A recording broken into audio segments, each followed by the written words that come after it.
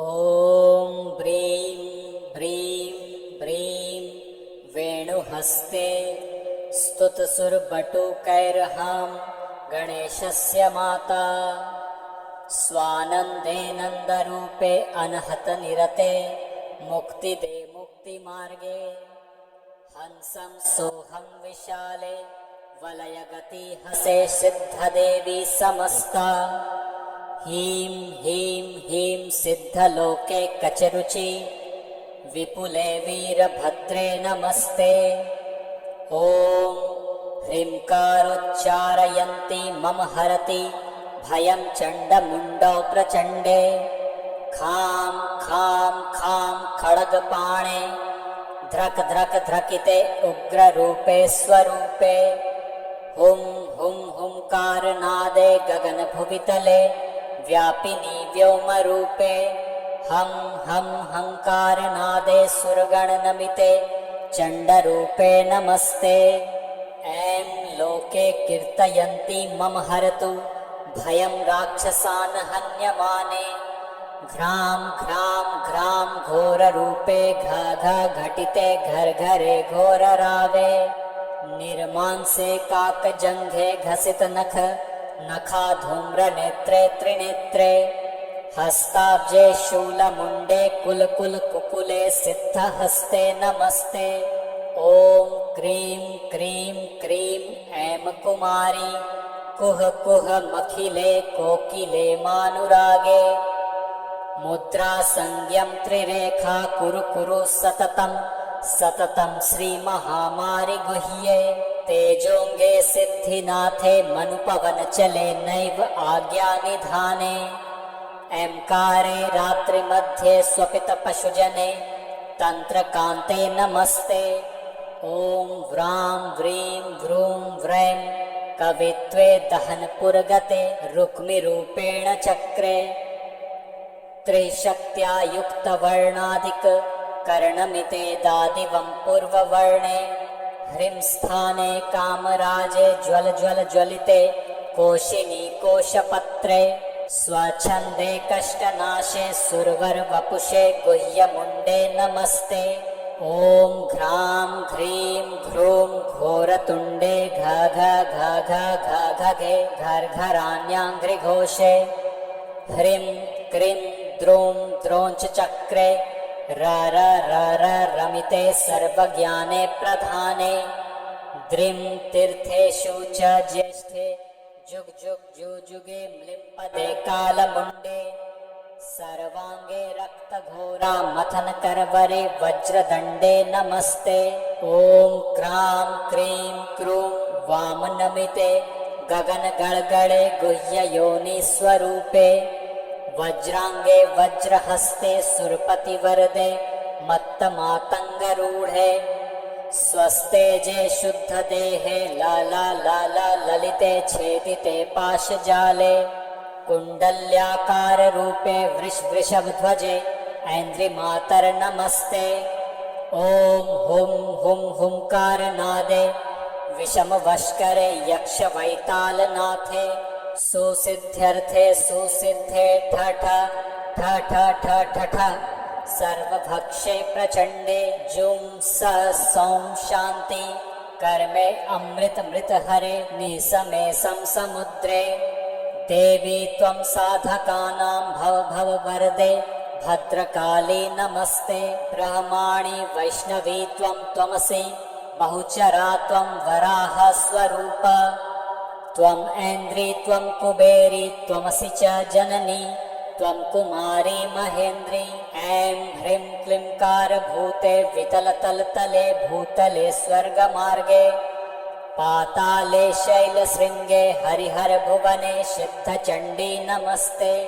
हं लं शं शौण्डिरूपे शमितभवभये सर्वविघ्नान्तविघ्ने गां गीं गूं गैं षडङ्गे गगनगतिगते सिद्धिदे सिद्धसाध्ये वं क्रं मुद्रा हीमांशोर्प्रहसति वदने त्रयक्षरे हसैं निनादे हां हूं गां गीं गणेशी गजमुख जननी त्वां महेशी नमामि।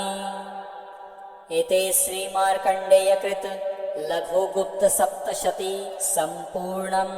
ॐ ब्रीं ब्रीं ब्रीं वेणुहस्ते स्तुतसुरबटुकैर्हां गणेशस्य माता स्वानन्दे नन्दरूपे अनहतनिरते मुक्तिदे मुक्तिमार्गे हंसं सोऽहं विशाले वलयगति हसे सिद्धदेवी समस्ता ह्रीं ह्रीं ह्रीं सिद्धलोके कचरुचि विपुले वीरभद्रे नमस्ते।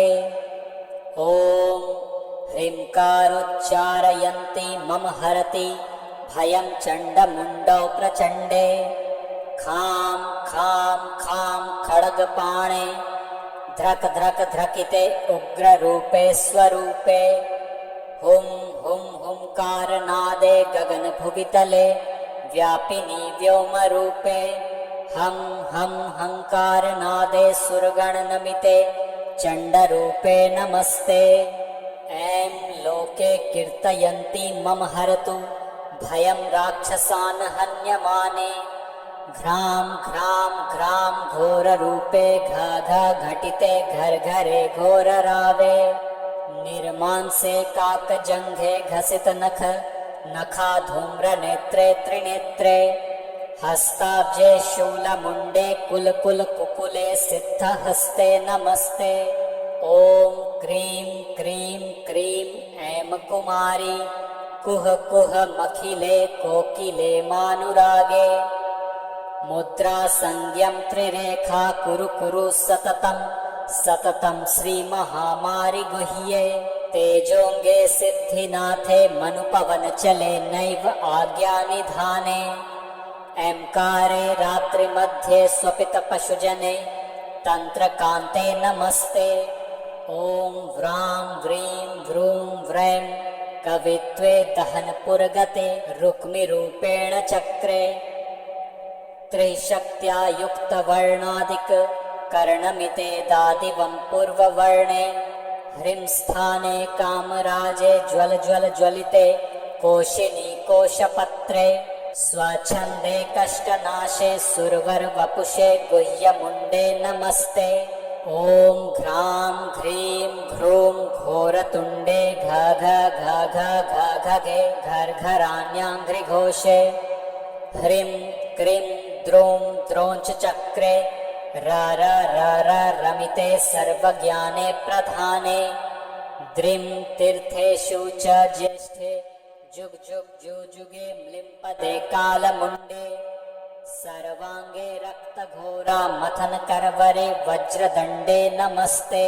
ॐ क्रां क्रीं क्रूं वामनमिते गगनगणगणे गुह्ययोनि स्वरूपे वज्रांगे वज्रहस्ते सुरपतिवरदे मत्तमातङ्गरूढे स्वस्तेजे शुद्धदेहे लाला लाला ललिते छेदिते पाशजाले कुण्डल्याकाररूपे वृषभध्वजे ऐन्द्रिमातर्नमस्ते। ॐ हुं हुं हुंकारनादे विषमवष्करे यक्षवैतालनाथे सुसिद्ध्यर्थे सुसिद्धे ठ ठ ठ ठ ठ ठ ठ सर्वभक्षे प्रचण्डे जुं स सौं शान्ति कर्मे अमृतमृतहरे निसमे समुद्रे देवी त्वं साधकानां भव भव वरदे भद्रकाली नमस्ते। ब्रह्माणि वैष्णवी त्वं त्वमसि बहुचरा त्वं वराह स्वरूपा त्वं ऐन्द्री त्वं कुबेरी त्वमसि च जननी त्वं कुमारी महेन्द्री। ऐं ह्रीं क्लींकारभूते वितलतलतले भूतले स्वर्गमार्गे पाताले शैलशृङ्गे हरिहरभुवने सिद्धचण्डी नमस्ते। हं लं शं शौण्डिरूपे शमितभवभये सर्वविघ्नान्तविघ्ने गां गीं गूं गैं षडङ्गे गगनगतिगते सिद्धिदे सिद्धसाध्ये वं क्रं मुद्रा हीमांशोर्प्रहसति वदने त्रयक्षरे हसैं निनादे हां हूं गां गीं गणेशी गजमुख जननी त्वां महेशी नमामि। इति श्री मार्कण्डेय कृत लघु गुप्त सप्तशती सम्पूर्णम्। ॐ ब्रीं ब्रीं ब्रीं वेणुहस्ते स्तुतसुरबटुकैर्हां गणेशस्य माता स्वानन्दे नन्दरूपे अनहतनिरते मुक्तिदे मुक्तिमार्गे हंसं सोऽहं विशाले वलयगति हसे सिद्धदेवी समस्ता ह्रीं ह्रीं ह्रीं सिद्धलोके कचरुचि विपुले वीरभद्रे नमस्ते। ॐ ह्रीङ्कारोच्चारयन्ती मम हरति भयं चण्डमुण्डौ प्रचण्डे खां खां खां खड्गपाणे ध्रक ध्रक ध्रकिते उग्ररूपे स्वरूपे हुं हुं हुंकारनादे गगनभुवितले व्यापिनी व्योमरूपे हं हं हंकारनादे सुरगणनमिते चण्डरूपे नमस्ते। ऐं लोके कीर्तयन्ती मम हरतु भयं राक्षसान् हन्यमाने घ्रां घ्रां घ्रां घोररूपे घा घा घटिते घर्घरे घोररावे निर्मांसे काकजङ्घे घसितनख नखा धूम्रनेत्रे त्रिनेत्रे हस्ताब्जे शूलमुण्डे कुलकुलकुकुले सिद्धहस्ते नमस्ते। ॐ क्रीं क्रीं क्रीं ऐं कुमारी कुह कुह मखिले कोकिले मानुरागे मुद्रा संज्ञं त्रिरेखा कुरु कुरु सततं सततं श्रीमहामारि गुह्ये तेजोंगे सिद्धिनाथे मनुपवनचले नैव आज्ञानिधाने ऐंकारे रात्रिमध्ये स्वपितपशुजने तन्त्रकान्ते नमस्ते। ॐ व्रां व्रीं वृं वृं कवित्वे दहनपुरगते रुक्मिरूपेण चक्रे त्रिशक्त्या युक्तवर्णादिक कर्णमिते दादिवं पूर्ववर्णे ह्रीं स्थाने कामराजे ज्वल ज्वल ज्वलिते कोशिनी कोशपत्रे स्वच्छन्दे कष्टनाशे सुरवर वपुषे गुह्यमुण्डे नमस्ते। ॐ घ्रां घ्रीं घ्रूं घोरतुण्डे घ घ घ घ घ घे घर्घराण्याङ्घ्रिघोषे ह्रीं क्रीं द्रों द्रोञ्च चक्रे र र र र रमिते सर्वज्ञाने प्रधाने द्रिं तीर्थेषु च ज्येष्ठे जुग जुग जुजुगे म्लिम्पदे कालमुण्डे सर्वांगे रक्तघोरा मथन करवरे वज्रदण्डे नमस्ते। ॐ क्रां क्रीं क्रूं वामनमिते गगनगळगळे गुह्ययोनि स्वरूपे वज्रांगे वज्रहस्ते सुरपतिवरदे मत्तमातङ्गरूढे स्वस्तेजे शुद्धदेहे लाला लाला ललिते छेदिते पाशजाले कुण्डल्याकाररूपे वृषभध्वजे ऐन्द्रिमातर्नमस्ते। ॐ हुं हुं हुंकारनादे विषमवष्करे यक्षवैतालनाथे सुसिद्ध्यर्थे सुसिद्धे ठ ठ ठ ठ ठ ठ ठ सर्वभक्षे प्रचण्डे जुं स सौं शान्ति कर्मे अमृतमृतहरे निसमे समुद्रे देवी त्वं साधकानां भव भव वरदे भद्रकाली नमस्ते। ब्रह्माणि वैष्णवी त्वं त्वमसि बहुचरा त्वं वराह स्वरूपा त्वं ऐन्द्री त्वं कुबेरी त्वमसि च जननी त्वं कुमारी महेन्द्री। ऐं ह्रीं क्लींकारभूते वितलतलतले भूतले स्वर्गमार्गे पाताले शैलशृङ्गे हरिहरभुवने सिद्धचण्डी नमस्ते। हं लं शं शौण्डिरूपे शमितभवभये सर्वविघ्नान्तविघ्ने गां गीं गूं गैं षडङ्गे गगनगतिगते सिद्धिदे सिद्धसाध्ये वं क्रं मुद्रा हीमांशोर्प्रहसति वदने त्रयक्षरे हसैं निनादे हां हूं गां गीं गणेशि गजमुख जननी त्वां महेशी नमामि। इति श्री मार्कण्डेय कृत लघु गुप्त सप्तशती संपूर्णम्। ॐ ब्रीं ब्रीं ब्रीं वेणुहस्ते स्तुतसुरबटुकैर्हां गणेशस्य माता स्वानन्दे नन्दरूपे अनहतनिरते मुक्तिदे मुक्तिमार्गे हंसं सोऽहं विशाले वलयगति हसे सिद्धदेवी समस्ता हीं हीं हीं सिद्धलोके कचरुचि विपुले वीरभद्रे नमस्ते।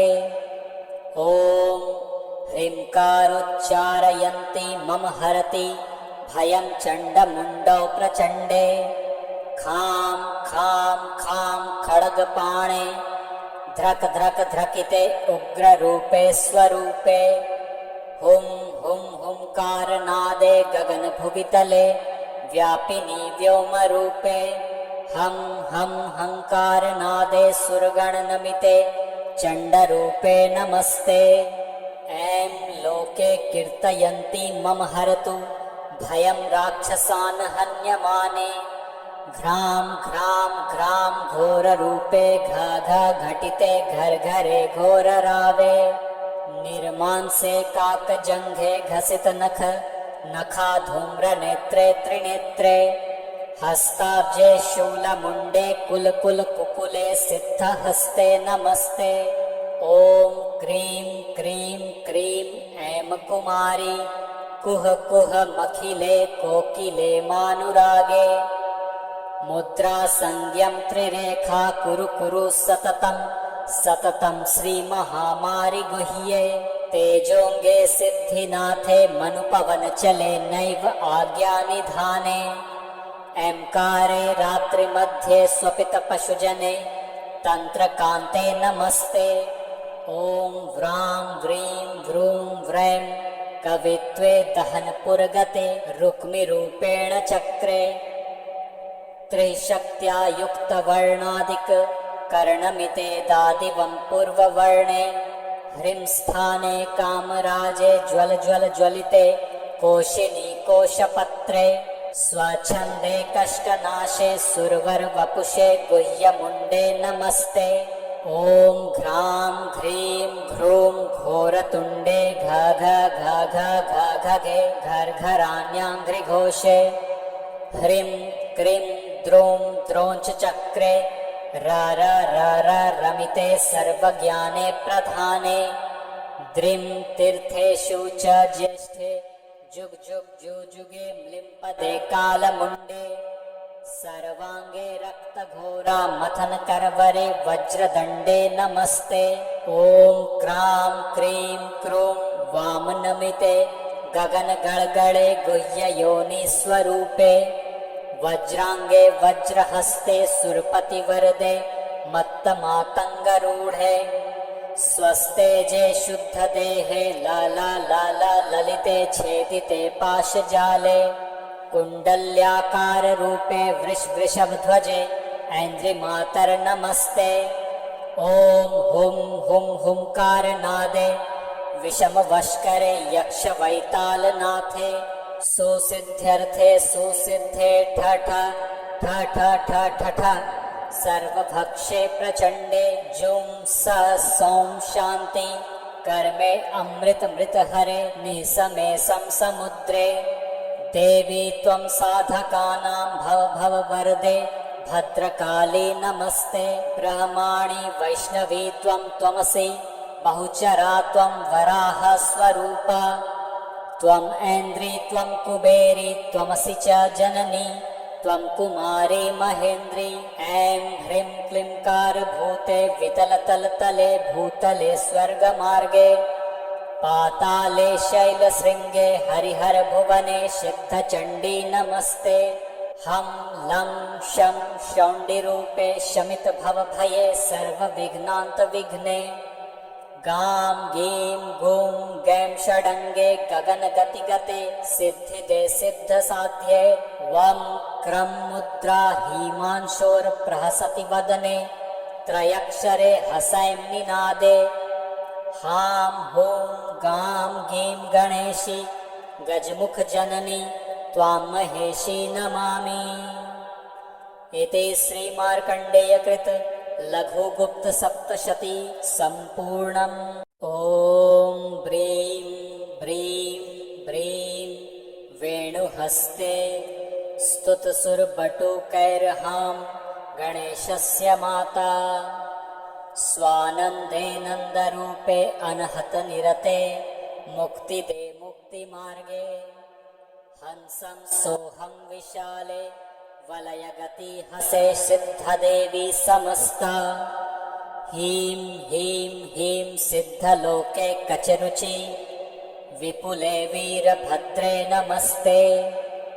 ॐ ह्रीङ्कारोच्चारयन्ती मम हरति भयं चण्डमुण्डौ प्रचण्डे खां खां खां खड्गपाणे ध्रक ध्रक ध्रकिते उग्ररूपे स्वरूपे हुं हुं हुंकारनादे गगनभुवितले व्यापिनी व्योमरूपे हं हं हंकारनादे सुरगणनमिते चण्डरूपे नमस्ते।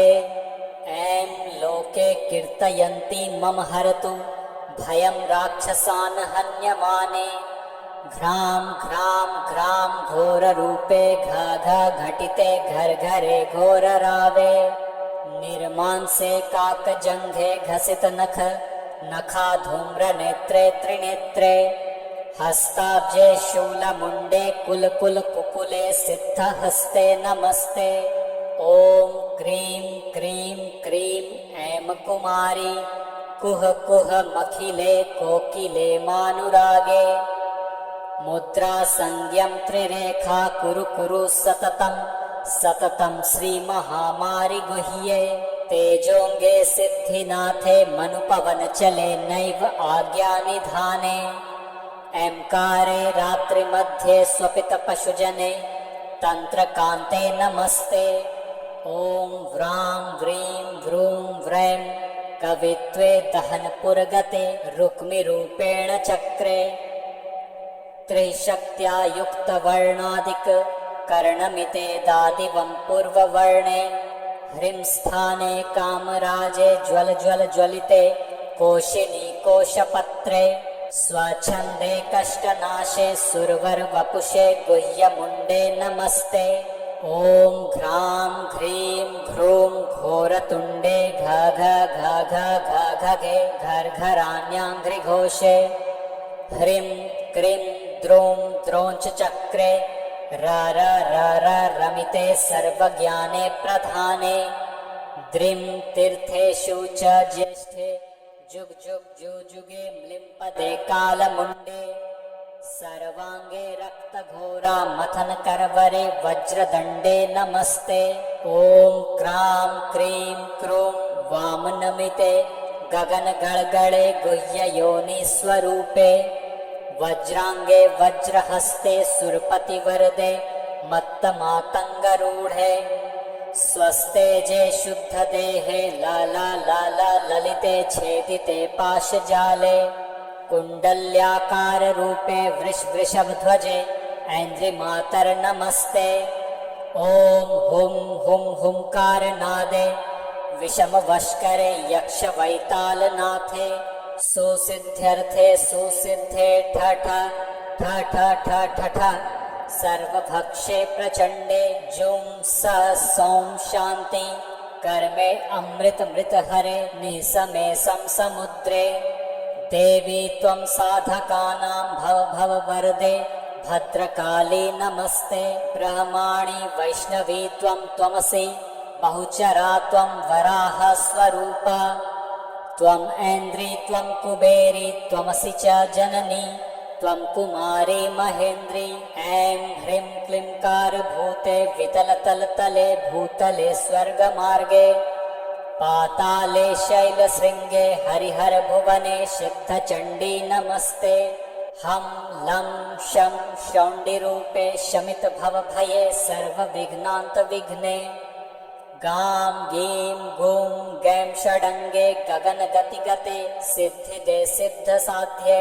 वं क्रं मुद्रा हीमांशोर्प्रहसति वदने त्रयक्षरे हसैं निनादे।